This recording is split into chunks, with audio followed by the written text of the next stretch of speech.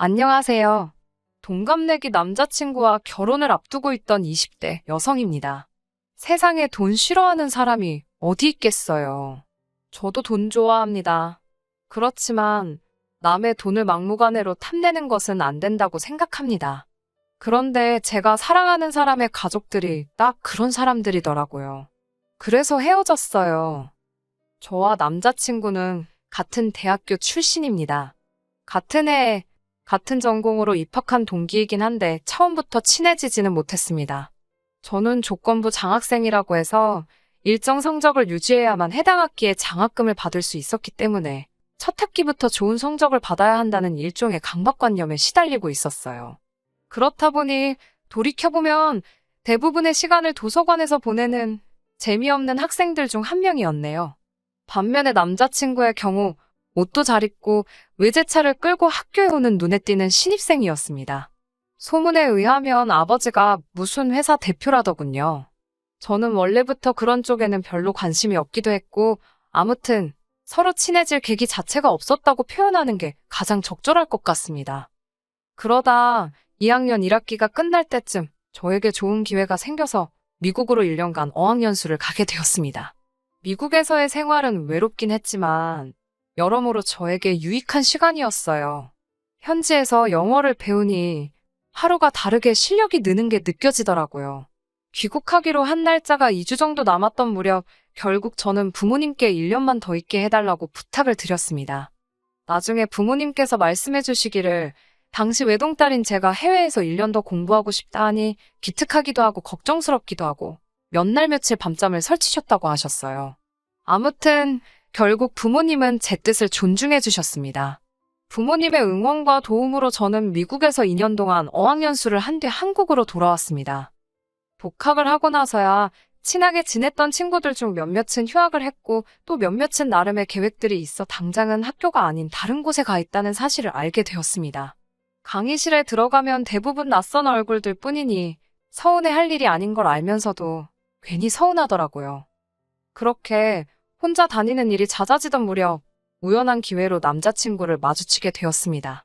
남자친구가 먼저 제 이름을 부르며 잘 지냈냐고 묻더라고요. 남자친구가 제 이름을 기억하고 있다는 사실에 살짝 놀랐습니다. 마침 수업이 없었기에 학교 앞 카페에서 잠깐 이야기를 나누게 되었습니다. 알고 보니 제가 휴학을 했던 기간 동안 남자친구 역시 군복무를 하느라 휴학 중이었대요. 그래서인지 남자친구 또한 복학 이후로 저만큼이나 심심한 학교 생활을 하고 있답니다.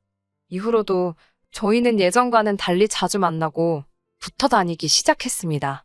저희 둘 모두를 아는 친구들은 의외라고 했지만 저희는 왜 진작에 친해지지 못했는지 서로가 신기해할 만큼 급속도로 가까워졌습니다. 그리고 얼마 지나지 않아 사귀는 사이로 발전했어요. 남자친구의 1, 2학년 때 성적은 처참한 수준이었습니다. 그나마 3, 4학년은 본인도 인정했을 만큼 제 덕을 많이 봤어요. 저는 정말 남자친구랑 나란히 안정적인 직장을 갖고 그 후에 둘만의 가정도 꾸리고 싶었습니다. 다행히 저희 둘의 노력과 진심이 통했는지 졸업 후 얼마 지나지 않아 저희 둘 다 비슷한 수준의 중견기업에 나란히 취직을 할 수 있었습니다. 비슷한 수준의 중견기업이라고 표현을 한 이유는 사회적 인식을 기준으로 말씀드린 거예요. 복지나 연봉 부분에 있어서는 조금 차이가 있긴 있습니다. 제가 연 5천 후반, 남자친구가 연 3천 후반으로 둘이 합쳐 1억이 좀 안 되네요. 비록 파혼하게 되었다고 처음부터 말씀드렸지만 왜 파혼에 이르게 되었는지 말씀드리려면 최대한 객관적으로 저희 조건과 상황을 말씀드려야 할 것 같아서요. 저희 부모님은 두 분 다 공무원이세요. 어머니는 초등학교 교장 선생님이신데 곧 정년 퇴임을 앞두고 계십니다. 아버지 역시 보건 쪽에 공무원으로 계셨고 어머니와 마찬가지로 내년에 정년 퇴임하세요. 하지만 퇴직 후에 관련 기관에 재취업하기로 예정되어 있으십니다. 그렇다 보니 두 분 연금이랑 아버님이 재취업으로 받으실 돈까지 하면 한 달에 1,000만 원 이상 버실 것 같아요. 그 외에도 지금 살고 계신 아파트랑 모아두신 재산이 조금 있으신 걸로 압니다. 재산 규모까지는 정확히는 모르고요. 다만 노후는 확실하게 보장되어 있고요. 그런데도 저희 부모님이 계속해서 돈을 버시는 이유는 딱 한 가지입니다. 부모님 힘 닿는 데까지 조금이라도 더 벌어서 저 결혼할 때, 그리고 저 살면서 혹시나 힘들 때 조금이라도 보태주고 싶으시다 하셨습니다. 반면에 남자친구의 사정은 달랐습니다. 앞서 언급했던 것처럼 대학교에 입학했을 당시 교내에는 남자친구가 무슨 기업의 아들이라더라, 아버지가 무슨 회사 대표라더라, 별의별 소문이 다 돌았습니다. 추측컨대 남자친구도 딱히 그런 소문을 바로잡으려 하지 않았기 때문에 소문은 시간이 지날수록 걷잡을 수 없을 만큼 커져갔던 것 같아요. 명품이류에 외제차 타고 통학하는 신입생은 흔치 않으니까요. 저 역시 남자친구와 사귀기 전엔 그 소문을 어느 정도 믿었습니다. 그리고 결론부터 말하자면 반은 맞고 반은 틀리다였어요. 남자친구의 아버지는 중소기업의 월급 사장이었습니다. 아버님께서는 젊은 시절에 취득하신 특수 자격증으로 어느 중소기업에서 소위 자격증을 빌려주시고 사장이라는 직함을 받으신 분이셨습니다.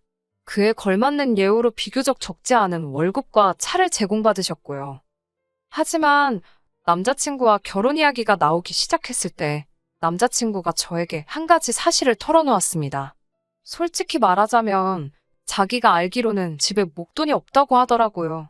집안 재정 상황이 그렇게 된 데에는 그럴 만한 사정이 있다면서 들려준 이야기는 충격적이었습니다. 부끄러운 이야기지만 남자친구가 중학생이던 시절 아버님께서 다른 여자분과 부적절한 관계를 맺으셨답니다. 뒤늦게 그 사실을 알게 되신 어머님께서는 큰 충격과 배신감에 한동안 무척 힘들어하셨고요. 그 이후로 어머님은 아버님께 복수를 하신다면서 아버님이 돈만 벌어오시면 벌어오시는 족족 다 써버리셨답니다. 싸구려 물건이건 명품이건 가릴 것 없이요. 심할 때는 구입한 물건이 택배로 도착해도 몇 날 며칠 뜯어보지도 않을 때도 있다고 했습니다. 대학교 신입생 시절 남자친구가 입고 걸치고 오던 것들도 남자친구가 좋아서 산 것들이 아니라 어머님이 거의 반강제로 사다 입힌 거나 다름없다고 했어요. 차는 솔직히 아버님은 안 된다고 하셨지만 자기가 그냥 몰래몰래 끌고 나왔던 거라고요. 그때는 남자친구도 어린 나이였기에 주변 또래들의 부러워하는 시선이 싫지만은 않더랍니다. 게다가 막상 실제로 누가 찾아와서 이러쿵저러쿵 따지지도 않았을 뿐더러 그다지 궁금해하지도 않는 눈치였다고요. 그렇다 보니 의도치 않게 저를 속이게 되었다며 늦게나마 저에게 미안하다 했습니다. 아무튼 솔직한 심정으론 남자친구의 부모님이 경제적으로 여유가 있으신 분들이라면 좋았겠지만 아니라고 해도 저에게 큰 문제가 될 것은 없었습니다.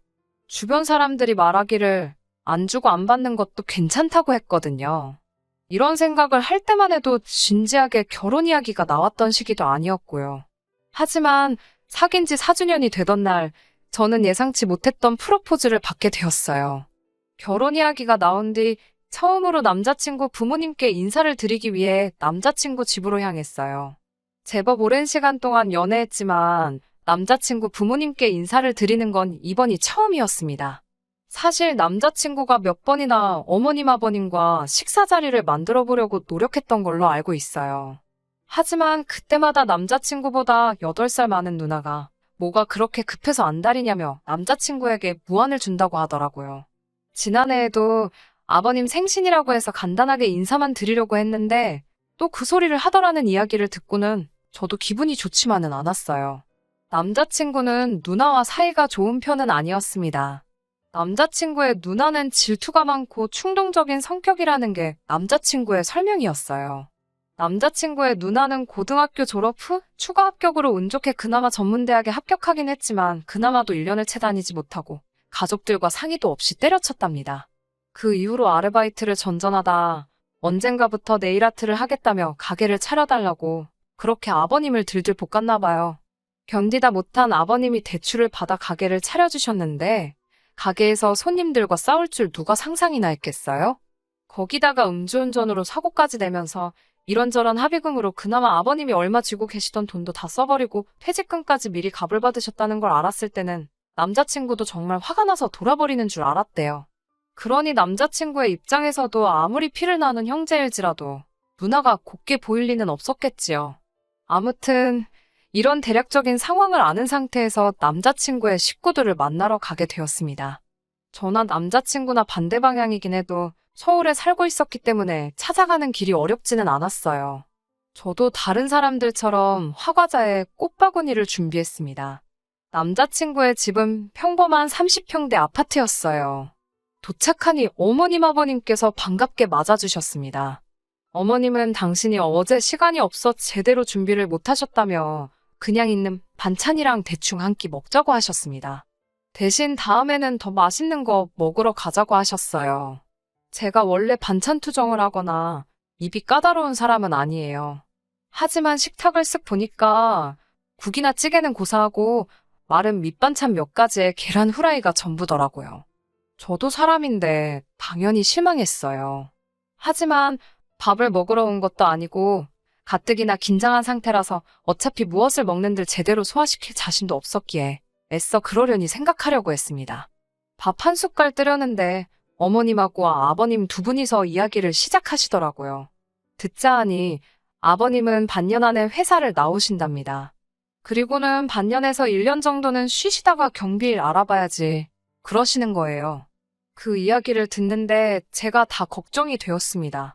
짧은 순간이었지만 별의 별 생각이 다 들었거든요. 현역으로 계실 때 결혼식을 올려야 하는데 라는 생각부터 시작해서 요새는 경비일도 구하기 어렵다던데 그리고 남자친구 말로는 집에 목돈이 하나도 없댔는데 무슨 돈으로 반년이건 1년이건 버티시려고 그러지. 별의별 생각들이 머릿속을 스쳤어요. 하지만 정작 어머님은 아무런 걱정이 없어 보이셨습니다. 저희를 보시더니 애들이 도와주겠지 그러시는데 정말 깜짝 놀랐습니다. 제가 어떻게 도와드리냐고 물었습니다. 사실 처음 인사드리러 간 자리니까 좋은 게 좋은 거라고 일단은 적당히 맞장구를 쳐드릴 수도 있었지만 그랬다가 제 팔자 제가 꼬게 될 수도 있잖아요. 그래서 처음에 인사하러 올 때부터 할 말은 똑바로 해야겠다고 생각하고 왔거든요.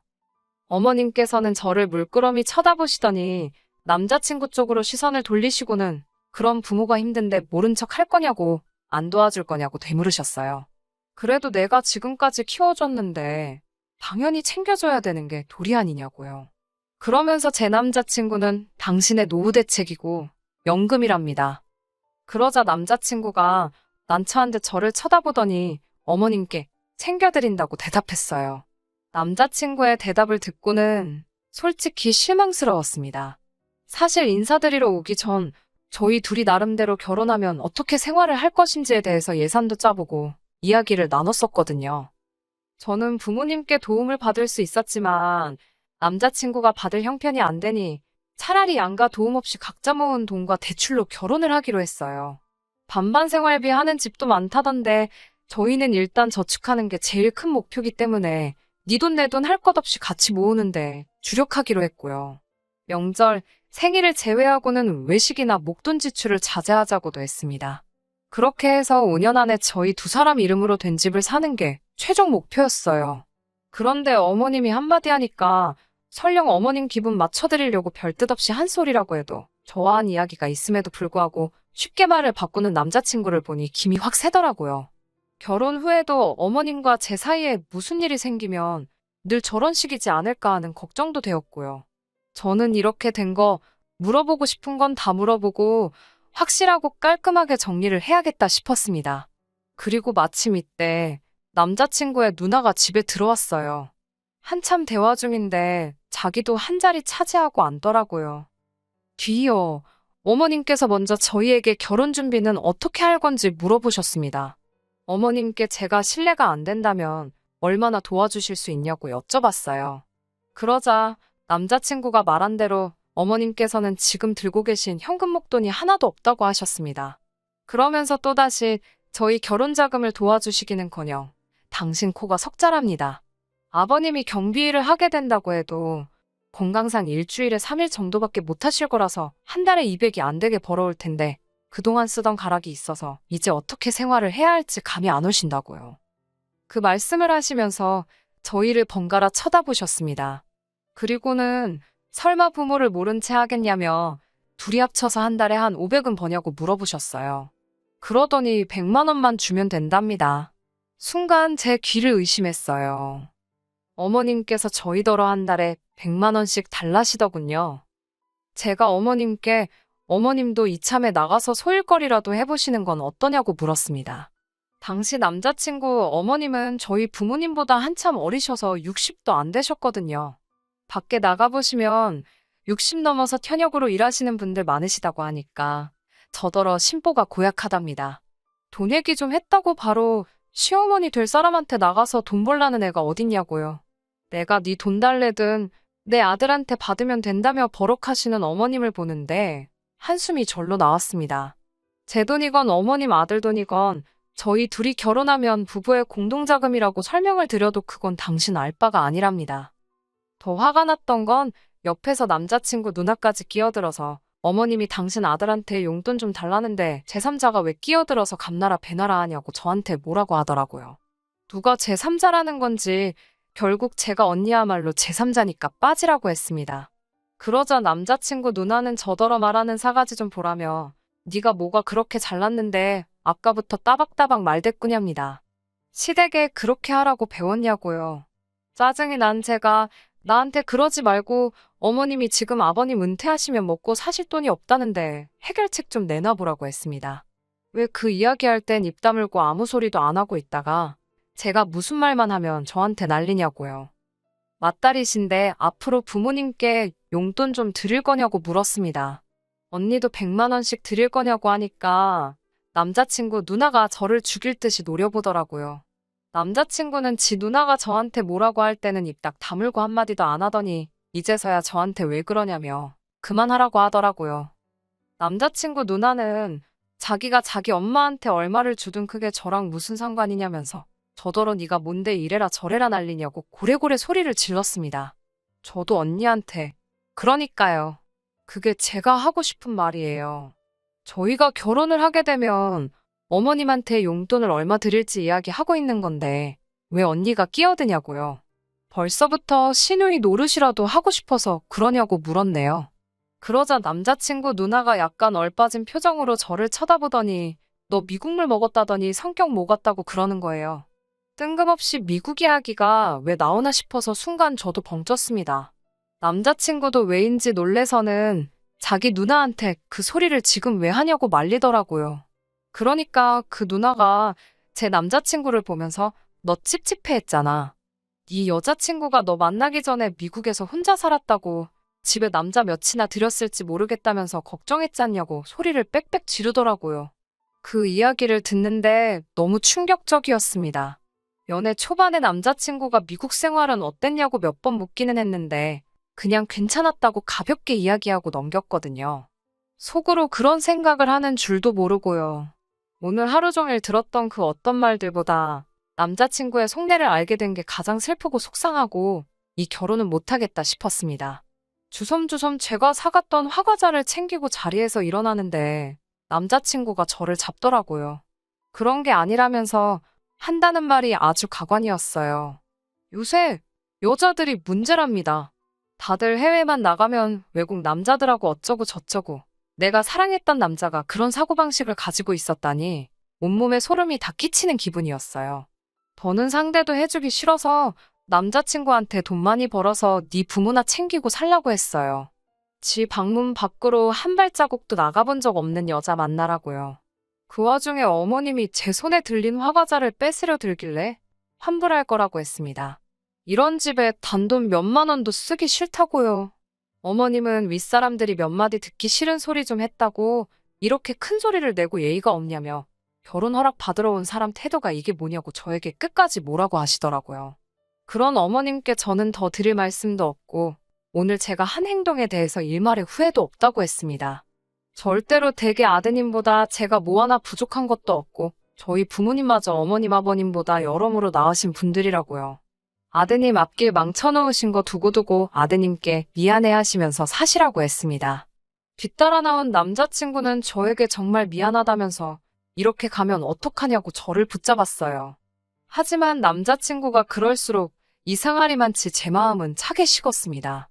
그리고 이대로 가면 제 속이 화병으로 문드러질 것 같아서 남자친구 가족들에게 덕담 한마디씩 해줬습니다. 남자친구에겐 앞으로 돈 없는 네 부모 연금 노릇하면서 못 빠지게 열심히 살고 남자친구 누나에겐 나이에 맞게 밥값 좀 하고 어머님은 남 등골 빼먹을 생각 좀 하지 마시라고요. 아버님은 내내 그냥 먼 산만 보고 계셨고 제가 보기에도 좀 안쓰러워서 아무 말도 안 했어요. 그 이후로 남자친구는 몇 번이고 저를 찾아왔지만 이미 전후 사정을 다 아셨던 친정부모님께서 이런 식으로 자꾸 오면 곤란하다고 돌려보내셨습니다. 경찰까지 부르는 일은 없게 하자고요. 남자친구는 자기 인생의 진정한 사랑은 저뿐이라면서 언제든 마음이 풀리면 돌아와 달라지만 그럴 일은 없을 거예요. 사람 보는 눈이 없었던 제가 멍청했지만 이제라도 알게 돼서 다행이라고 생각합니다. 지금도 그 말도 했어야 하는데 하고 한마디씩 생각나긴 하는데 그래도 하고 싶은 말 대부분 다 해서 속은 시원하네요. 많이 좋아했고 몇 년을 만났으니 당분간 허전하겠지만 잘 지내보겠습니다. 끝까지 들어주셔서 감사합니다.